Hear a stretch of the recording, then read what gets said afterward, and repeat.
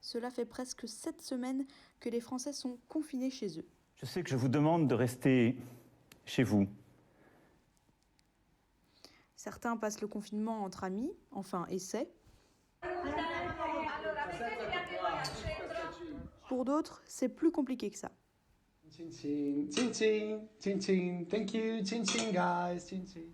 Voici ma représentation d'un confiné.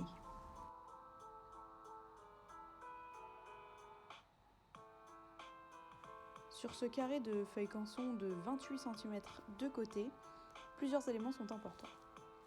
Au premier plan, le confiné ou la confinée, finalement chacun peut s'y identifier, est donc bien entendu chez lui. La pièce dans laquelle il se trouve est sombre. Il était important de marquer cette obscurité car elle vient faire un contraste avec l'autre partie. Je n'ai pas voulu apporter beaucoup de détails à cette partie car ce n'est pas du tout le plus important. D'ailleurs, le lit n'est pas indispensable non plus.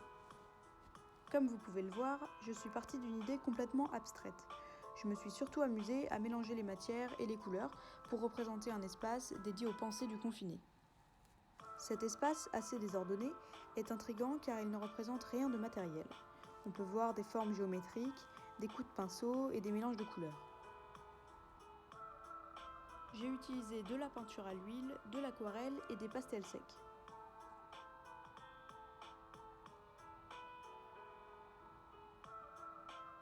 Ce que j'ai surtout voulu représenter, c'est l'idée d'un confiné, seul, dans un espace sombre, en pleine réflexion. On peut voir qu'il est comme submergé par ses sentiments et spectateur de ses pensées. Il regarde le décor et il le contemple.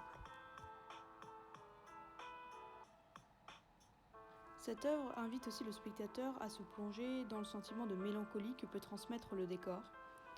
Aussi, la position du confiné traduit un sentiment d'attente et d'observation.